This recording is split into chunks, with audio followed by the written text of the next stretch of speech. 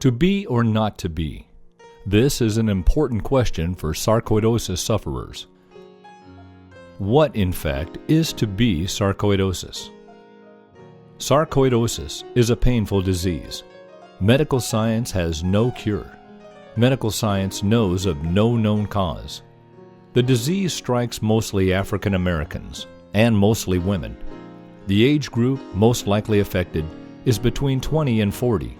And while the disease can show up in any organ, the liver, kidneys, the brain, for example, the lungs are often the most prominent target. Sarcoidosis, however, is not contagious nor hereditary. But what is sarcoidosis? The key thing to remember is granulomas. Imagine, if you will, a bunch of grapes. Imagine an invisible, microscopic bunch of grapes, whereby each grape is a sack of jelly.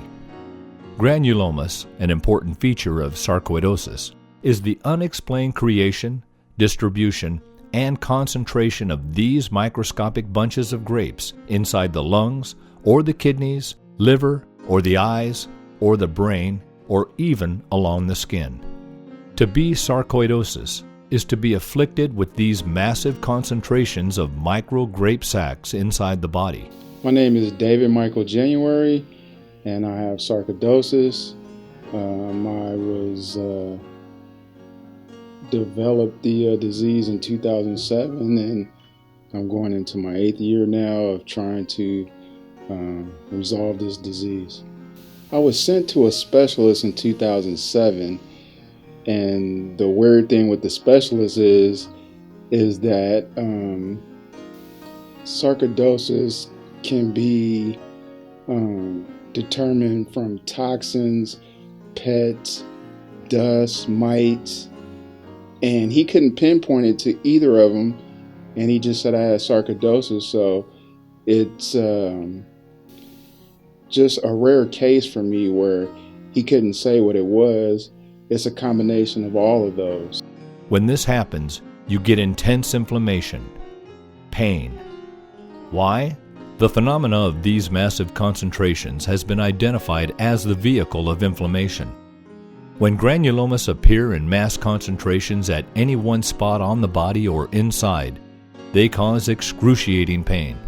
To be a sarcoidosis sufferer today is to be subject to various treatments and surgeries designed to help relieve the pain of muscle aches, fatigue, fever, or swollen skin tissues, or shortness of breath. Today in America, according to medical science, symptom treatment or pain relief is primarily the only option available to sufferers. In the most severe cases, especially those involving the lungs, a lung transplant is possible. Hi, my name is Aon McLean Jones, and I've been a sarcoidosis patient since 1980. The biggest impact for sarcoidosis on one's life is that you feel almost worthless at times when you're going through that. You're not able to continue doing the things that you like to do. I was very active within my community. I was active with everything else as far as traveling. I was unable to continue doing that. So with me, basically you really need, what I always tell people, and I was fortunate enough, is that you need really psychiatric help. Anytime you have a major change in your life, you need someone to talk other than your family or friends about that. It's called wellness at this point. Your symptoms can be shortness of breath if you have it in your lungs. You're very tired. And a lot of people will think that, oh, it's just fatigue. But no, you are actually tired from the moment you go to bed until you wake up again. No matter how much rest you have, you still feel extremely tired. For the skin, it can be just a small lesion on your skin, or for me, if you notice my nose, it's called lupus hernia. And it starts to get a little bigger, and it looks like a bump or something on your nose, but it actually is called lupus hernia. And that's one of the signs for skin. For your bones, you can, I don't know if you can see that, but I have ridges because it takes the calcium and it deposits it into your bones. So you end up looking like you have arthritis or sausage fingers. To be or not to be?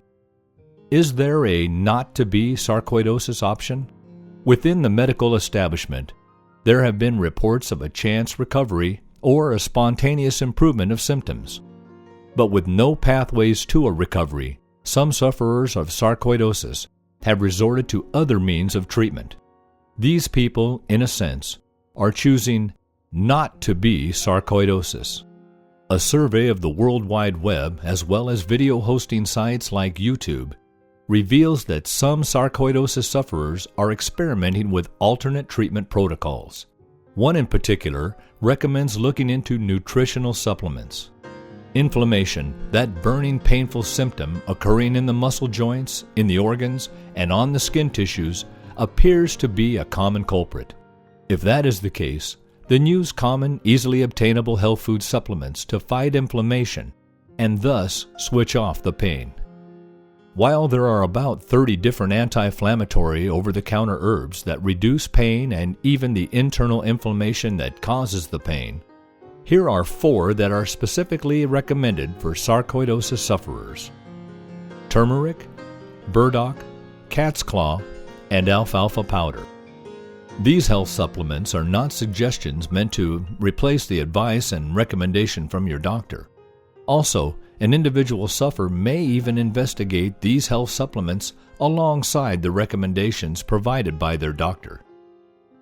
With no known cause and no known cure, to be a person with sarcoidosis means having a new lifestyle of symptom treatment that could even include organ or lung transplant surgery. My name is Ruth Jacobs, and I'm from the Sarcoidosis Network Foundation that was started from my husband, Earl Jacobs Jr., who is no longer with us, but he was afflicted with sarcoidosis many years ago. And Earl was a person that did not know anyone that had this disease, and he was very concerned. And he would go to different doctors trying to find out what was going on with him. And there were some that did not know too much about sarcoidosis. And so from there, that's when he started this group, sarcoidosis group. So anyway, to make a long story short, back to Earl himself, he suffered with sarcoidosis very much.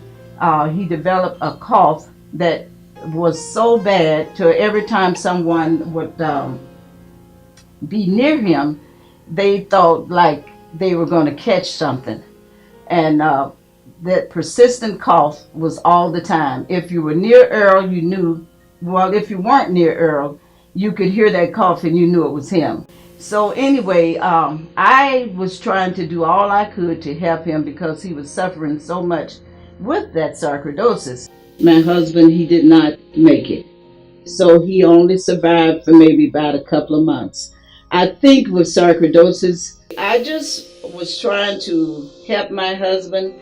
He had started this organization, Sarcoidosis Network Foundation. And with all of that, that was one of the things that really meant a lot to him.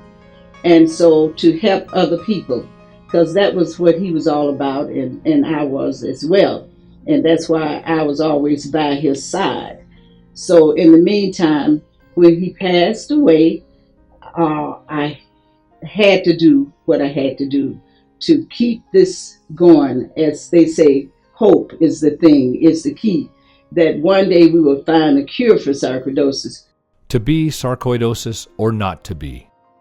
This is an important question for sarcoidosis sufferers. Know and investigate all of your options.